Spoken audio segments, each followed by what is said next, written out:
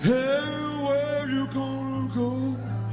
Girl, where you gonna hide? It's Mal Coop being joined by Flying for Fun. And Flying for Fun races up on the outside, hits the lead, and Flying for Fun beat Mal Coop. I'll stand deep inside. Are you gonna worry?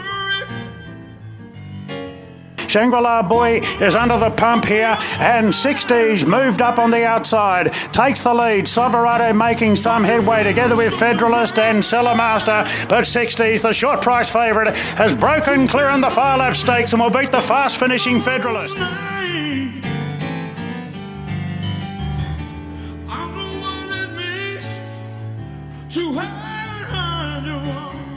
Now Lazzura starting to let down wide out. She's coming with a big run at Artie Clemmer through the middle. It's Lazzura, Artie Clemmer, Melody again up the inside. Artie Clemmer and Lazzura. Lazzura won the Coolmore Classic. It keeps you running round, baby. Keeps you running round.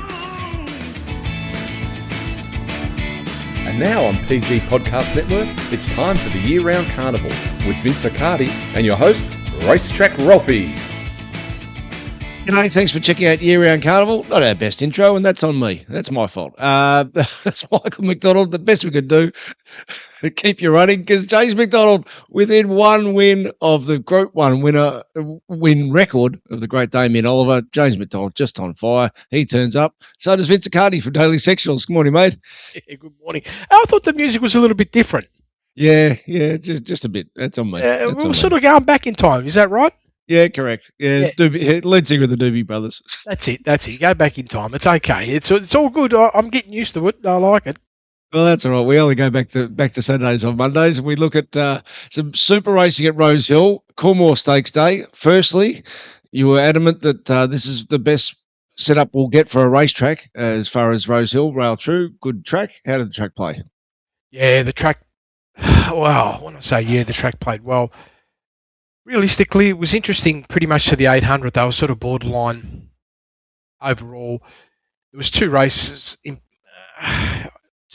particular that I felt were like stretched in terms of speed, like really going over the top. If you eliminate those two and bucket the rest, you're pretty much around to the 800, about 1.9 below benchmark. Yep. So that's interesting. The rest of the track, between the 6 and the 4, the variation was about 3/4 of a length, but it was in that G4 range. And the home straight last 200, they got into the right parts of the track, and we were rock solid. I'd say borderline G3. Lovely. So if you weren't good enough, or your tactics weren't right. Well, we might go in order of the stakes races, and we'll kick off with the Magic Night for fillies. Pembury, very, very rare James McDonald mistake was the previous ride, and he said, "Yep, I'm just going to ride it for a speed." What the numbers show with Pembury's performance? Yeah, well, overall, Ralphie, we ended up with a 2 lengths below benchmark standard, ranking 40th on the day. That first split time, 0.3 below benchmark, nice speed relative to the day. Then you've got that sort of slowing, which is not all contributed to the track, but it was 4.3 lengths below benchmark, Ralphie. Yep. So it was significant. And then there was a bit of a rebound over the last 400, about 0.3 below benchmark. So when I sum up those numbers, it's a fair call to say that this horse is probably somewhere in that 2 below the benchmark range. Yep. But I'm not sure if it's any better than that. And we'll obviously preview the Golden Slipper this week, but I suppose the one thing that the camp can take away from that is that's a lovely self-race shape if you're going to be on a 7-day backup. Yes, definitely. It's not going to be a negative for your horse, which is really important for 2-year-olds. They can feel the effects, but you still got to deal with the run-to-run proposition. Yes. It's run number 4 coming up. Well, the same situation happening with Wall Woven. Now, Bjorn's delighted he's got him into the field at the sort of start of the calendar year. I reckon we probably had Wall Woven and Paradoxium 1 and 2. They've gone different ways. They both had setbacks, but they're now both in the field. So Wall Woven has managed to win this with a different race shape. There was no mid-race slowdown. It stalked Star of Jamaica, and its overall performance was better than the fillies. Yeah, and this is pretty much, giving everything you got virtually. A little bit of a hiccup between the 6 and the 4. This is ground related. That little section there where you can see there's a dip from plus 1.5 down to minus 2.1. So there's something we can take away from that. The benchmark 0.1 above early with the early speed from Star Jamaica of plus 1.5. That set the theme, Ralphie. Didn't quite rank in the top 10 for the day, but top 20, that's fair and reasonable. So the question is, how much more could the horse improve? I guess if you looked at that split time of the 6 to 4, allow for ground variations, there is something there, Ralphie. I don't know if it's a plus 2 zone, but there is something, and then you've still got to deal with the scenario. Do you have another run? Yeah, we'll obviously pull that apart this week. You were on Central Europe with the place on side, so you didn't do any damage. But your one thing that was bugging you was just talk about couldn't get on. Oh, you couldn't get on. You couldn't get your $1.30, right? Okay. No, impossible. How's the word impossible mean something to you in English? Couldn't even get close. There we go. Oh, well, so you just watched the race. But the one thing you nagging doubt that you had was it a 1,400-metre horse? I'll tell you by the numbers. I'm not sure if I know it's not running the Golden Slipper, but if it's running the size produce, it's going to take some beating. Yeah, he continues to demonstrate that pace early isn't there. And this is a key requirement. Looking to be, really dynamic from a sprinting point of view and from a Golden Slipper perspective. So both runs around 4.5 lengths below benchmark now. And it's using that same characteristic, very solid in the middle. Even on the weekend, there was a little bit of a rebound. So I can't sit there and say we're even close to the horse's best yet, but I don't know when we're going to see, but most likely it's going to be beyond 1,200 for sure. Yeah, it might be in time next prep as well, but it's obviously got some talent. The Sky High Stakes. Oh, I didn't enjoy watching this. I enjoyed watching the first half because I thought Wootton Verney, you're in the box seat, exactly where I thought you'd be. The pace would be slow. It just found nothing when the pace when asked, and wasn't like it'd gone fast. But Vauban trials weren't anything special, but he's a racehorse. He's a racehorse, Ralphie. He's a racehorse that also, in the end, as it turns out, Soul of Spain, a little bit of competition. It gave it a little bit. After that, the rest, pretty much as you said, where were they? They certainly weren't there, or maybe because they're not ready, whatever the case may be. But yeah, all honours to Vauban, 0.8 above. In terms of last campaign, it was 1.7, Ralphie, above. It was 0.6 above last campaign, and the prep before was 1.7. So we've probably got to this new zone now where the horse obviously still got some improvement to come and has returned nicely. Could we see the horse potentially get to 1.1, 1.2? I'd say yes, off the first up run. And not sure about whether it can get to that 1.7. We'll see. I dare say it'll go to the Tancred in 2 weeks' time, over 2,400 weight for age. Solar Spain, big mid-race. He obviously tries to get his ducks in a row. Chris Waller with the Sydney Cup, the Doncaster, they're the types of races where he likes getting multiple numbers, and you'd have to say that this was pretty much a bang-on-track run for a Sydney Cup in a few weeks. Yeah, well, that's 3 big mid-race moves. Obviously, this horse got a habit of doing that. Yep. Putting plenty of mid-race moves in. So pace related is one situation, and then of course where you likely to positioning running is really important.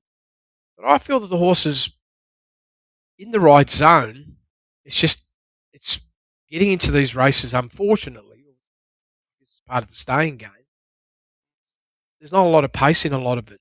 And I don't feel that works 100% in the horse's favour. So a little bit of speed, this horse could really juggernaut up, Ralphie. Does have Yeah, written all over me next start, doesn't it? it does. So it'll probably have one more run. It might go to the BMW as well as Okay. the Tancred against Vauban again, and then into the Sydney Cup. See which way it goes there. The McCartan Stakes, Flying for Fun's a horse who's shown a bit of promise, and I've got to say, looking at the numbers here, it surprised me the lack of speed in the race. What's your takeaway here? Yeah, lack of speed. 1.5 lengths below benchmark. Flying for Fun, 4.1 below. Good spot, really, isn't it, Ralphie? Lucky to get that sort of speed. It's not too bad under the circumstances. I just felt like not a lot in the middle. Again, I feel part of it was to do with the ground conditions. See that whole field, the average field speed was pretty much bang on benchmark. So not a lot of horses using too much more fuel in the middle, and it sort of did come down to what you had left over the last 400 metres and where you were positioned. Most horses were positioned in a fair spot, well, especially the first four were. 4.9 last 400 though, Ralph. You got to like that, just with Flying for Fun, and got in the top 10. 0.8 above. I was very keen to see what Mal Coop was going to do. That ended up with a benchmark performance. Didn't make the top 10, but good. And then King's Secret, I wanted to have a good look at that. I felt that was going to be a runaway, and look what happened. It's definitely going to be launching. I don't know if it's going to happen next start or the start after, but I'm looking out for this horse now. Well, the thing with King Secret is that it has speed, but it didn't show it on Saturday. So that probably is where the real improvement's going to come from, because when it was set to win that race last start, that it showed super speed keeping up with the instructor on New Year's Day. Yeah. Well, when I look at the ground conditions, how much we sort of got to allow for that, it might just be a situation that first few 100 metres, Ralphie, they just probably weren't able to generate what they could typically do. Maybe. I don't want to say that's the absolute, but one thing's for certain, the trend is good. Nice. All right. Let's get to the Far Lap Stakes. 60s. In the end, you just said it's going to shit in. So I will take this away from it. Federalist is a pretty handy mate. Yeah. It was a little bit of a smoky chance that horse of running a place, but you're right. Federalist was very good. I sit back here trying to work it all out, Ralphie. I just expected something a bit like it looked like it was going to be a better number. Yeah, but it's just 0.7. Yet it looked like when you're watching the performance, like it could have been like a 1.2 to 2 range, something in that scenario. So I was disappointed with the win, even though it sort of looked good. But then you even look at the numbers, and that sort of backed it up. 3.2 lengths below benchmark early, virtually benchmark in the mid, last 400, 0.6 above. But then look at the last two. Now, how much are you going to take into the fact we had a slight regression of half a length? Do you feel it's because the rider eased up, or do you feel that came to the top of its prep? Like done. Well, here's the either or, because after the race, they were very keen to say in the Doncaster they'll be riding it quiet, and it was just a case of they wanted to give it, a proper race, so they put it forward. And it was one thing that we discussed on the Friday, that the nagging doubt for me, and I know the market ended up avalanching it, and it was never in doubt, even though there was the margin 0.7 of a length. But the grand final for this horse now is the Doncaster, so there was a bit of sideways run about it. Now it's got I don't know how it's going to beat Autumn Glow or She's Your Alibi, but I'm just saying it can. I wouldn't be surprised if it rebounds to its best in the Doncaster, because Saturday was the tweener run from the Australian Guineas to the Doncaster. Well, obviously, fantastic trainer. The horse is going to do what the horse is going to do. On the numbers, I'd be nervous. Even now. So if you've got a ticket on it, see if you can arbitrage yourself out. Might be a smart move, given that some of the horses you just mentioned I don't know if that horse is going to get to those heights now. Well, that's right. He exploded first up, which also meant he was forward Yeah. first up. Well, this is it, Ralphie. And Mr. Waller does that sometimes when he's trying to work out exactly the pathway of a horse. He can screw him down. And he's Yes. very good at easing him up, right, as well, and keeping him going through their campaign. And this horse is like, you look at his form, it's 3 wins and a third. I mean, you sit there and say, wow, how are you going to knock that? Well, I can't knock that. But just on the numbers, I'm just sitting here thinking, well, I thought maybe you could explode up from 1.6 and you didn't. Fair enough. Flatline run second up could be on the cards and you won. Third up run, I don't know, big slowdown in the middle, possibly that was the issue. And then we came here, so I felt the horse was coming right to its stop. And I did have an expectation, Ralphie. I know I was super confident, but I expect this horse to do a +2. Yeah. Didn't. So that just makes me think a little bit more that maybe that forecast that I've had for you that was going to be at least +2 may not happen now. It could happen in the future, but right now it doesn't. All right. The Group 1 was the Coolmore. This was our discussion on Friday about Lazzura. But the other horse, Ralphie, that you just mentioned, this J-Mac, he's got all the best rides. Look at this Lazzura. I reckon this horse is going to improve heaps. Oh, well, so it was out Bob's by Sinsalt, who was race fit.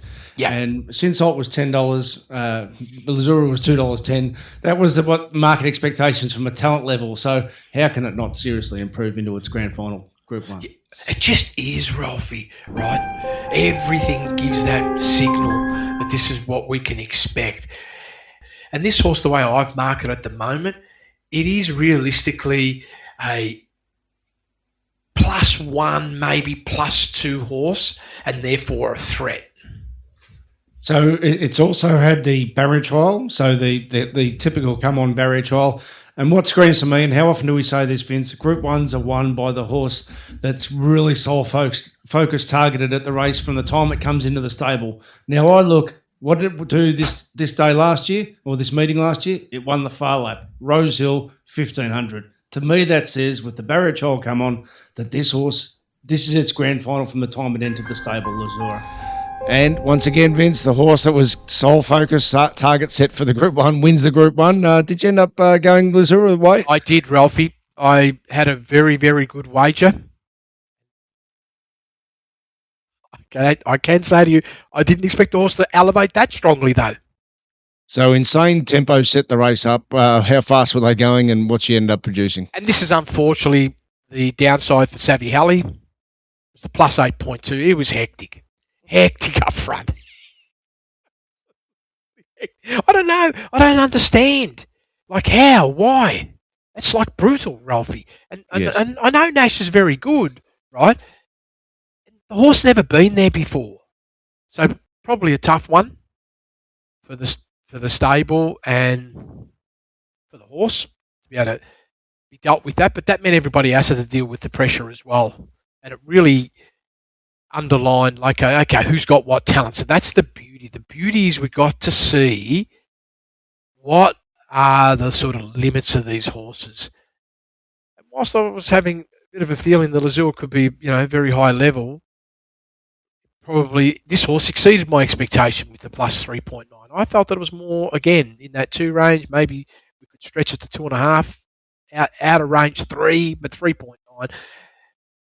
I went back and had another look just this morning, just before we got on the podcast, Ralphie, just to go back and look at the mechanics of the numbers, just see whether I may have been half a length too heavy on the score. And the reality is no, I couldn't be, because the mid-race was the mid-race, the conditions were the conditions. There's clear case of traction of slowdown between the 6 and the 4. There was a peak, and then there was a conditioning blowout. There was a conditioning blowout, Ralphie, last 200 metres of about half a length. So when I turned around and said, yeah, you're probably maximum score 4.2, 4.3. Imagine what that would be.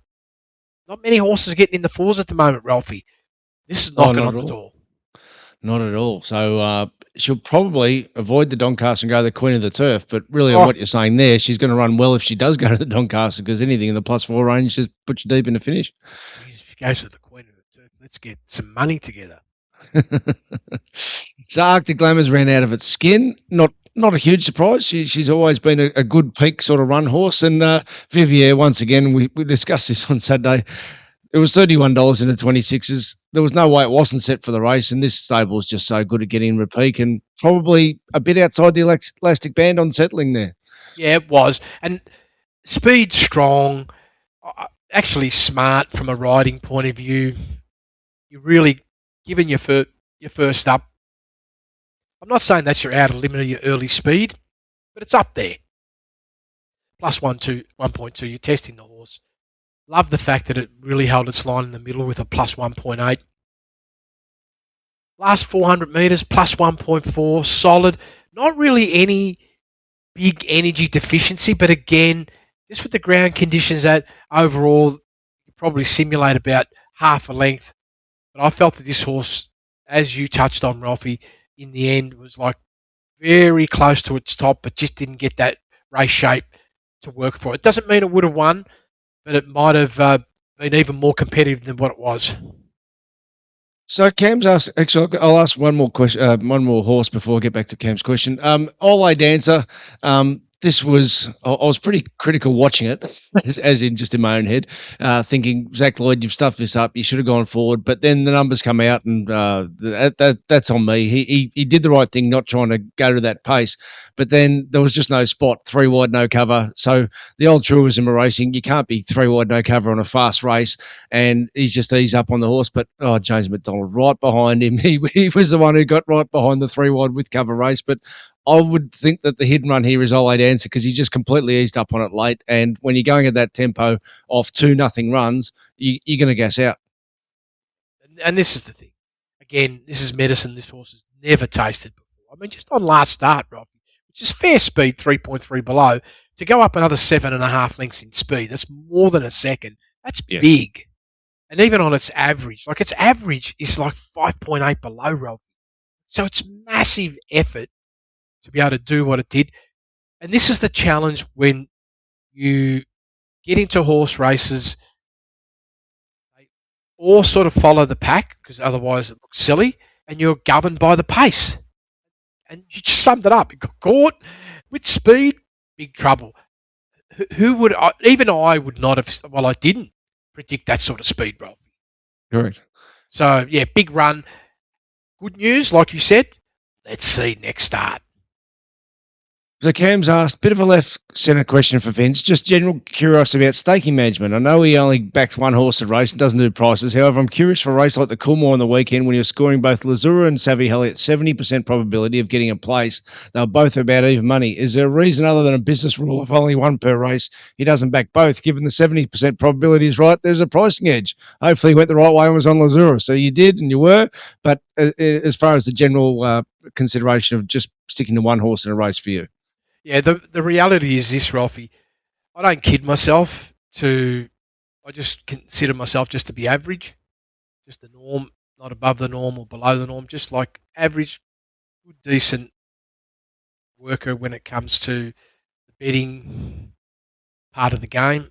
And the way I see it is if I'm just in the middle, my governance is paramount, number one, that if I maintain, now at the moment, and it has been for a period of time now, not just at the moment, but it's been for a fairly lengthy period of time, which is running more than a couple of seasons. I have been batting above 80% strike rate for a place. My rule of the thumb is I'm 70% is my line. And if I can get $1.30 or more, you can do your calculations. Even if you get no winners, I will just make money. Now, I'm not going to get... It's not about getting rich or anything. I'm just going to make money. That's all it is. It's just like picking up the shrapnel every day, putting it in the bag. Believe me, get to the end of the year, it's a nice pot, especially if you don't spend it, right? If you spend it, then it's probably not so good, right? So that's how I see it. Now, what happens is if you go to 2 runners, well, that's completely flawed, that idea. That you can throw it in the bin and then you're on a completely different mechanism. Now, I have many times in the years gone by, 2 runners, and sometimes it sits beautifully. You can arbitrage. This was like a perfect race. if you land the winner. But now, let's talk about strike rates for the win. You have to be very good to be batting at 25%. Now, people might say, oh, no, everybody bats 28. Yeah, okay, well, the favourites bat, what, 30, 32, 28, somewhere around there? There's the freak days when you get in the 40s. Even as a punter, you can have those freak days, but more often than not, what happens is you punt a lot lower than that. A lot lower than 25%. More like 15, 12. That's where you really punt. If you're looking honestly with all your numbers. If you're a very small punter, in the sense that you're not small in dollars, small in that you're just very focused, maybe just a stable, you can have a higher strike rate, and it's not uncommon for people to have a 40% strike rate in that scenario because they're connected with the stable, they're only working with the stable and only betting with the stable horses. They can produce a much higher outcome, but their bets are minimal, and they could be in situations backing one or two runners as saviours, whatever. But for me, if I was to do both horses for a place, for instance, I would be broke, no question. So the hard part is the discipline, single runner, and it comes down to separation. Sometimes not that easy. Now, I like to try and call it on a Saturday. I also feel to myself that it's unfair if I call it because I haven't made a decision. And also psychologically, this is another trap. This is a trap for me, not a trap for anybody else. Let's say I call this horse. When it comes time, I feel like I'm obligated to follow through on that, even though I might be having a change of mind. So I keep it open. So that way there, I don't corner myself, but I can be candid and say, this is where I am. I'm in this zone. I'm highly confident. It's one of these two runners. I've got a couple of speculations on both.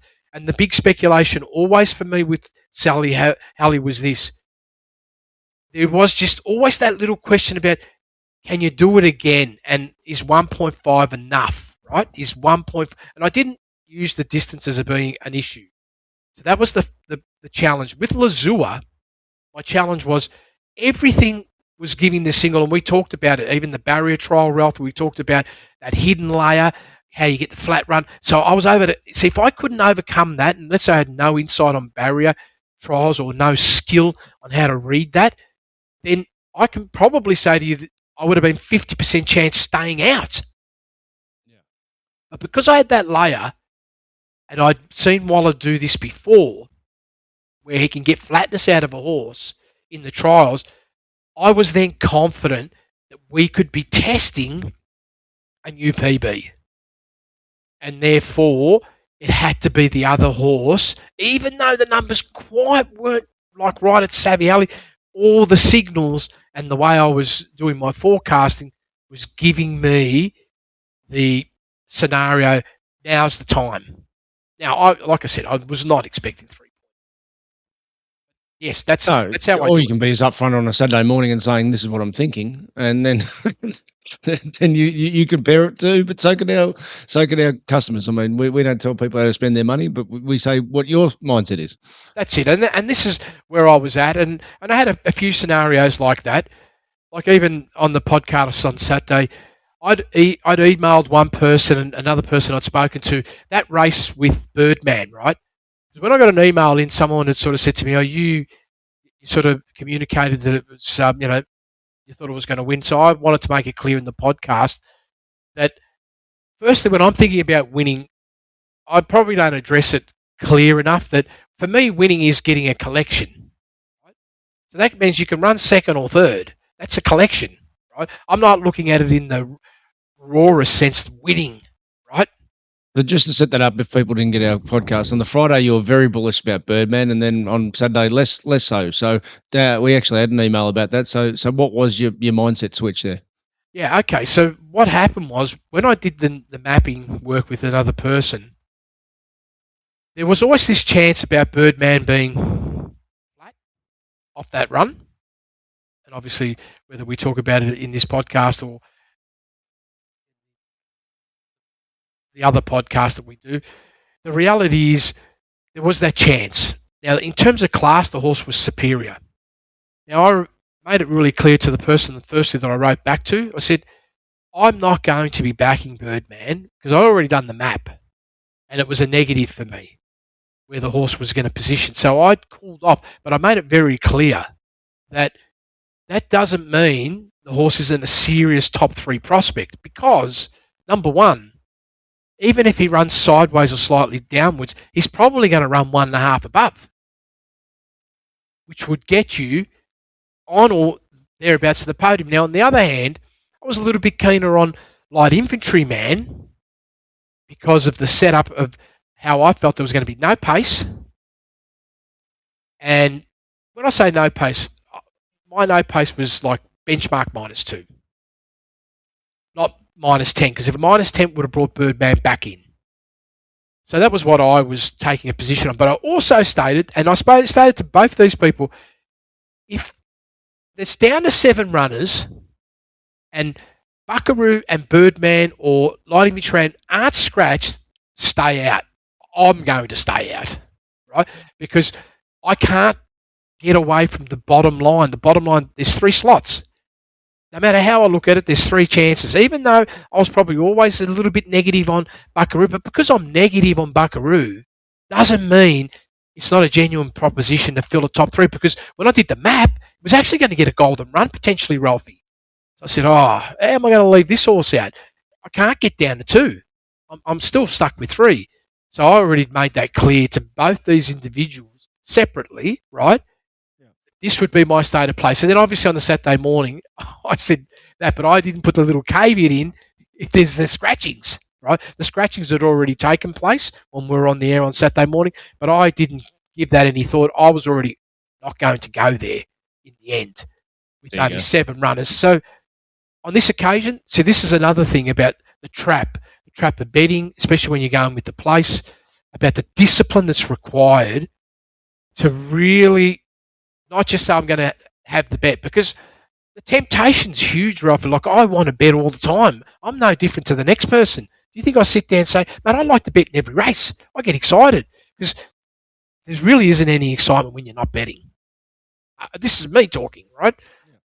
So I want to bet, but I know if I do that, I become reckless. You know what? 100 hours worth of work a week to get paid $1 an hour and then pay them? Nah, you do something else. Go and stack shelves. Get into something else, buddy, because your family's gonna have a bad life. All right, let's move on to the last 2 races in Sydney. And actually, looking back at the Golden Eagle, won by the Autumn Glow on the 1st of November, 150 to 1 was Crystal Clear, ran 6th. Modella was 201 and ran 8th. And actually won the last 2 races here, starting with Crystal Clear winning the Ajax in a complete reversal. Same track, same distance, 40 minutes later to the Coolmore. How much slower were they going early in the Ajax in race 9? Yeah, well, the good news, at least I was on Exudo, Ralphie. Oh, hang on, I'll get to him in a sec. But yeah, this is just a total different race shape. Isn't it ever? All right, well, Globe's going 0.3 below benchmark. So it's not like a bad speed, but given the ground conditions, probably all right. Probably 2 lengths better than what was happening to the 800. So maybe you could sit there and say, the horse could have been going potentially as fast as 2.3 above. Crystal Clear, 4.4 lengths below benchmark, golden spot. Robusto, still in the spot, not prime like A1, still travelling 5.3 lengths below benchmark, but in the elastic band of 6 lengths. Exudo, I don't know what's going on, Ralphie, but 7.7 below benchmark, not in the band. Lord Penman, don't know what happened there, because this was another race where I was looking at these 2 horses, right? But Lord Penman, what happened there? Well, my reaction is, if you're a bit tired, you should probably have a sleep in the jockey's room, not on the horse.